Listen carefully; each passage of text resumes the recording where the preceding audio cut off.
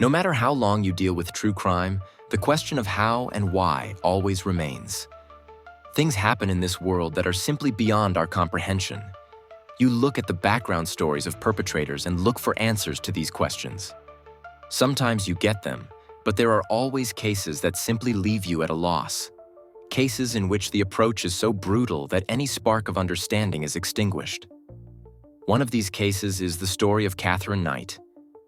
When you look at her crimes, the question of how she could become a murderer is not enough. Because Katherine did not become a murderer, but rather a butcher.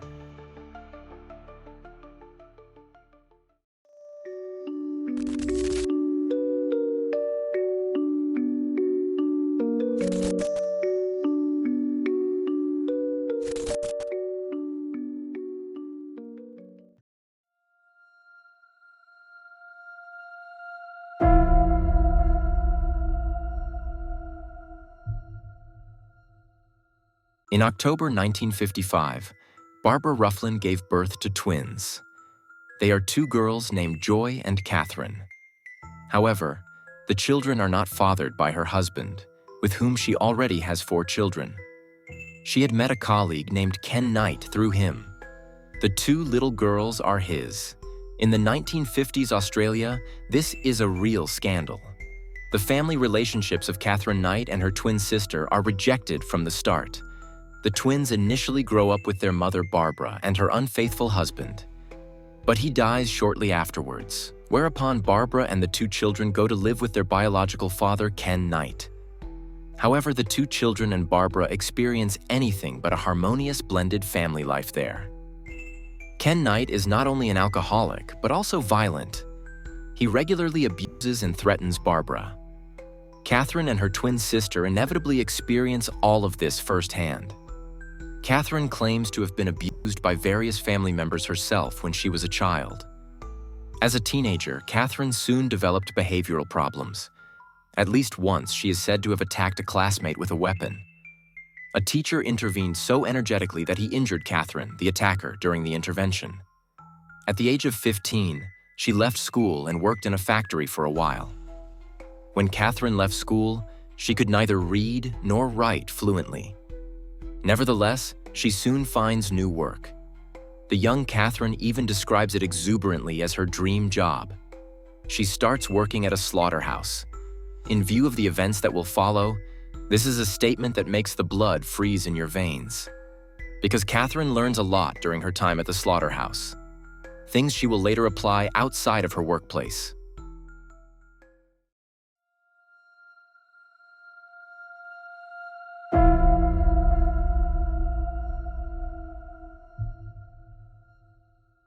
In 1973, at the age of 18, Katherine met her husband, David.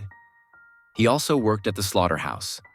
Like Katherine's father, he was an alcoholic. Katherine convinced David to marry her. During the wedding ceremony, David was heavily intoxicated. Katherine's mother, Barbara, took her son-in-law aside. She addresses him in urgent words. She warns David about his new wife and thus about her own daughter. Katherine has a screw loose. She's so unstable that she might even be capable of murder. David should take good care of himself. And in the wedding night, Barbara's morbid warning seems to be gradually coming true. They have sex 3 times that night. After that, David falls asleep. For Katherine, that was not enough. She's angry and feels rejected. That's why she chokes David severely. But it's not just this incident. Violence remains a factor in the marriage between the 2 young people. Once, Katherine hits him so hard on the back of the head with a frying pan that David's skull breaks. She also burns all his clothes and other personal belongings. Although the seriously injured David found the courage to file a complaint with the police, he soon withdrew it. Katherine had persuaded him to do so. Even the birth of a daughter in 1976 could not repair the damage done by the violent outbursts.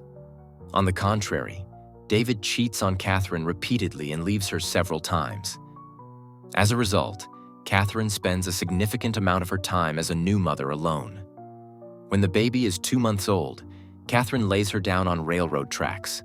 She apparently intended for a train to run over the child. It was only by chance that a passerby found the child before the train crossed the tracks. A little later, Katherine is said to have threatened several people with an axe. Despite the more than obvious difficulties, Katherine and David have a second child. Once again, Katherine becomes conspicuous in connection with the baby.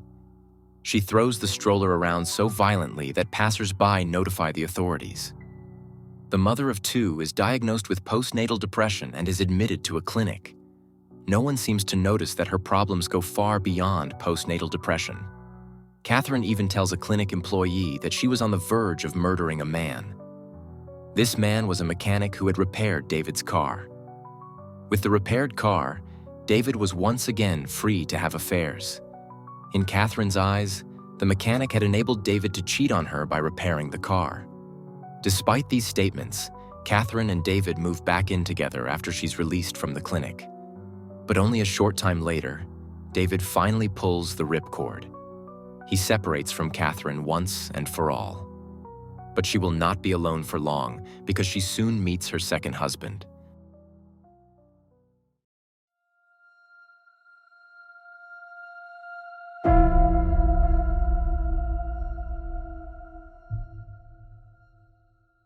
Her second husband is also called David.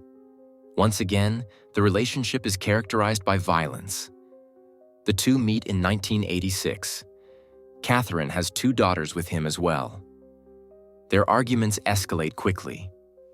Once, Katherine cut the throat of David's baby dog in front of him. She did it to show him what she was capable of. Another time, Katherine stabbed him with scissors. The relationship didn't last long, but Katherine was quick to jump into the next one.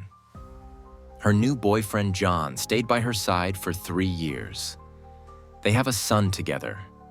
The relationship ends when Katherine cheats on him with another man also named John. She enters into a relationship with him as well. He will be the man Katherine will murder with almost incomparable brutality. Katherine moves in with her new boyfriend in 1995. John has a small house in the village of Hunterville. The relationship between Katherine and John lasts almost 10 years, but it is just as violent as Katherine's previous relationships. While everything seems to be going well at the beginning, this quickly changes when John hints that he doesn't want to marry Katherine. Katherine schemed to get John fired from his job so that he would have to look for a new one. She repeatedly abuses him emotionally and physically. One day they are sitting together at the police station. Katherine is said to have chased John with a butcher's knife. Both give different accounts of the incident. The case is eventually dropped. Katherine is said to have once said to her daughter, "I'll kill him and get away with it, because I'll just pretend I'm crazy." John has 2 children. One of them is his daughter, Rosie. She later recalled in interviews how she warned her father about Katherine. I used to tell Dad all the time, get rid of her. Just over the years, they were together 7 years off and on. Me on the outside looking in, I could see exactly what was happening. I could see what she was doing. At the end of February 2000, John tried to get a restraining order against Katherine, partly to protect his 2 children. Katherine's violent behavior had become so out of hand that even the children's safety was no longer guaranteed. That same day, John called a colleague at work. He said that if he didn't show up for work in the next few days, Katherine would probably have killed him. And on the morning of March 1st, 2000, John does not come to work. This is very unusual for him. He is an uncomplicated guy and can usually be relied on. A colleague drives over to his house to see if John is okay. But before he enters the house, he turns around. Because there is blood on the front door. The work colleague immediately calls the police, who arrive at John's house at around 8 o'clock in the morning. It's not unusual for the police to check on houses from time to make sure the residents are okay. The fact that there is blood on John's doorstep is alarming, but it could also have a simple explanation. He could have fallen and injured himself, then dragged himself into the house. Or he could have injured himself the day before while gardening outside and has now overslept. Nothing could have prepared the police for what they found in the small house. The emergency services saw a huge pool of blood in the hallway. There were also blood splatters and smears throughout the house. John's body was in the living room. He had been stabbed at least 37 times. In the middle of it all, John must have tried to flee his house again. The bloodstains on the front door and the splatters and smears throughout the house bear witness to this. But apparently he was dragged back inside. Unfortunately, John Price was no longer able to save himself. His head is missing, his skin has been peeled off, and so accurately that it can be put back on the corpse during the subsequent autopsy. A large butcher's knife lies next to him. Whoever committed this terrible crime must have been an expert in the field. A person who was not only capable of decapitating a human being in cold blood, but also of removing his skin in one piece. A person like Katherine Knight. John's head is in the kitchen. On the table next to it are steaks. These are not made of animal flesh, however. This meat was cut out of John's buttocks. Now it is arranged between various vegetables on a dining room table. One of the first police officers on the scene describes the crime scene as follows. I saw his entire hide, what you would call skin, hanging in one piece with a butcher hook through the scalp and through the hair over the doorframe in the dining area. He was just hanging there. Then we took a quick look at the hallway and the blood and went to the stove in the kitchen, where some meals with meat and vegetables were being prepared. We then took a look at the large cooking pot and removed the lid. Inside was John's head.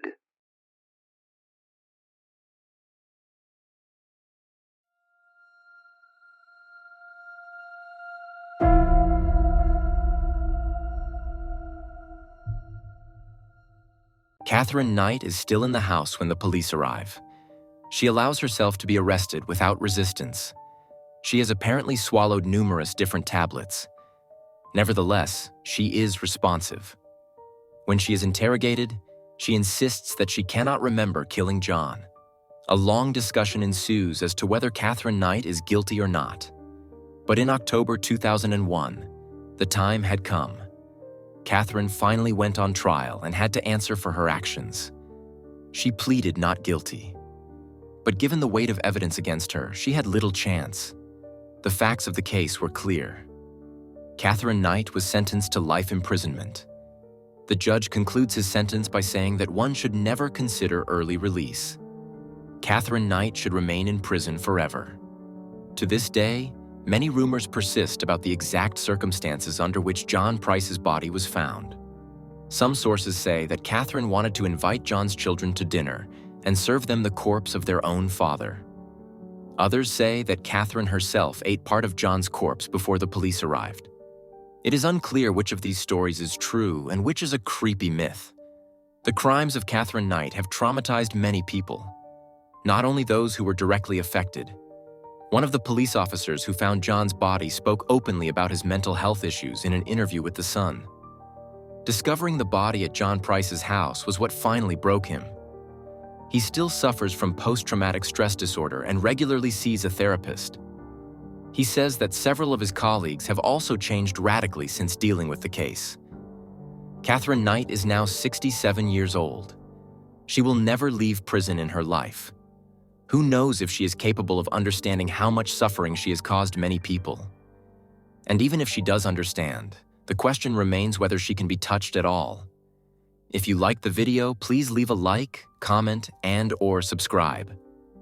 Also, feel free to activate the bell, which really helps the channel a lot, because it gives the video a lot of interaction shortly after uploading and increases the likelihood that the video will be suggested to people who have not yet subscribed to Insolito.